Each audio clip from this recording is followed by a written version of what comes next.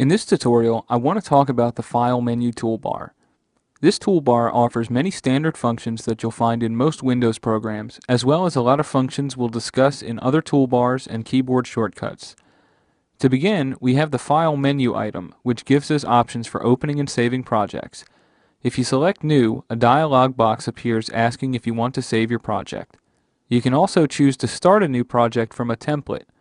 The templates offered contain specific plugins or effects or routing for the particular genre of music or task you want to start. These can come in handy as starting points if you don't know where to begin. You can also open and save projects from this menu item. The Save function saves your existing project. If you haven't saved your project yet, you will be prompted to enter a name and place for the file to be saved. From then on, if you want to save a new version, you can choose Save As, which gives you different save formats, or Save New Version, which allows you to rename your new version. This menu item also allows you to import different file formats into your project or export your project in various file formats. You can export standard audio files or choose Zipped Loop Package to share with others. If you choose Zipped Loop Package, a zip file will be created with your FLP file as well as any samples and settings you've used. Again, this is great for sharing with others or to make sure that you don't accidentally delete any samples that were used by this project. You can also choose Project Bones, which exports the project with the current settings but no instruments or samples. Exporting the project data will create an info file that contains info about the project. We also have any recent projects listed below for quick opening. The Edit menu item gives us options for cut, copy, and paste. These functions can be used to manipulate notes, automation clips, pattern clips, and blocks, and other data. These work just like normal copy, cut, and paste functions in other Windows applications. This is also where we can undo your most recent actions. Again, the amount of undo levels is dependent on your settings in the General category for your options and settings. We have options for Shift Left and Shift Right, which basically takes all of the data from the selected channel and shifts it to the right or to the left. This is useful for experimenting with different rhythms. We also have options for Randomize and Send to Piano Roll. Send to Piano Roll will take the data you've entered into the step sequencer and lay it out in the piano roll.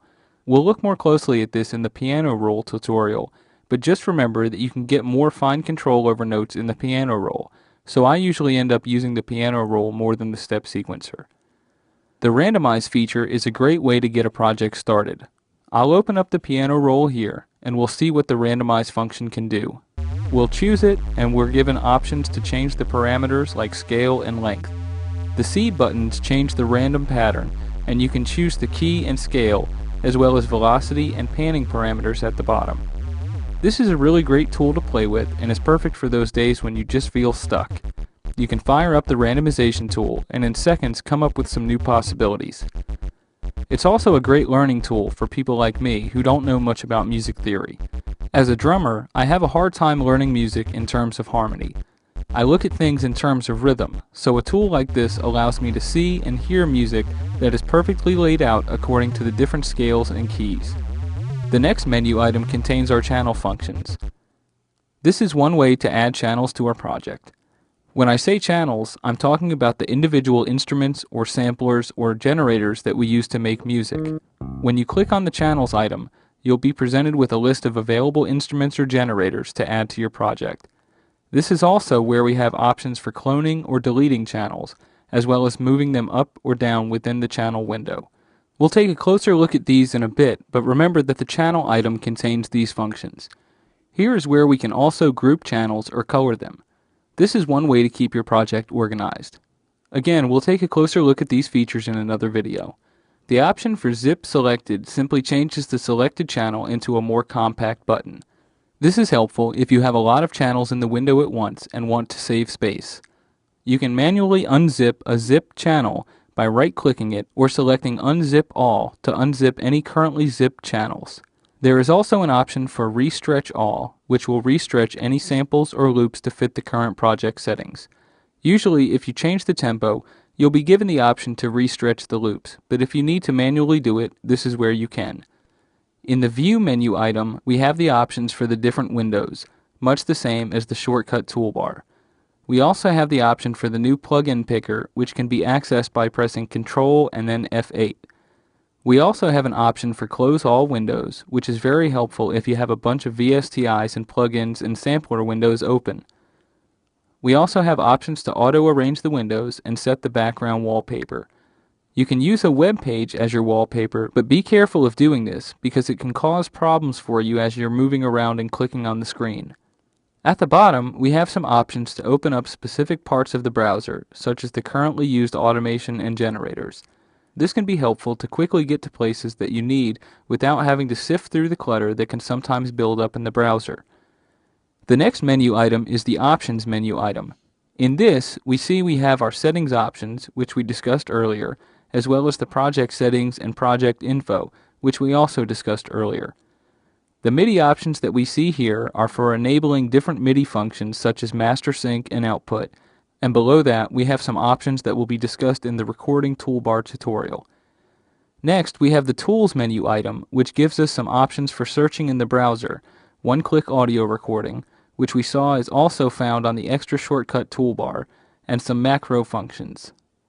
Next, we have the Tools menu item, which gives us some options for searching in the browser, one-click audio recording, which we'll see is found in the extra shortcut toolbar, and some macro functions. In the macro functions, we have the ability to rename current pattern or jump to the next empty one, as well as stop sound and cancel recording. Another way to stop sound immediately is to double-click the stop button. The Switch Smart Disable for all plugins is something I would highly recommend using throughout your projects, especially large ones. What it does is turns on the Smart Disable feature for supporting plugins, which turns that particular plugin off when not in use, therefore saving you CPU. If you have a delay that is only used for one pattern in the entire song, switching Smart Disable on will make sure that that delay plugin isn't using resources until it is actually used in the song. The MIDI export macro will convert your data into a MIDI file, which can be exported and imported into other MIDI supporting programs. Finally, you can select any unused channels or purge any unused audio clips. We see options for clipboard data being saved to the browser, as well as the dump audio score function, which we've already discussed. The last item here, which is the External Tools item, will allow you quick access to open an external editing program to edit the selected audio. You can set this up by clicking the Folder button and finding the path to the executable file for the program you want to use. This will add it to the list, and you can select your options for opening below. The last item is the Help menu item, and will give you options for opening the help file, as well as registration options and some external links. The last part of this panel contains your master volume and pitch controls. These control the volume and pitch for the entire project and can be automated. We also have two indicators that show us if MIDI data and sync are taking place. If you don't have any MIDI hardware attached, you will not see any activity on these icons. In upcoming tutorials, we'll discuss more of the toolbars so that you can get a general sense for what the options are that are available in FL Studio. Then it will be time to actually start putting our patterns and songs together. In a future tutorial, we'll discuss the channel window and see how it's used to select your instruments and samples and record your music. Until then, thanks again for watching.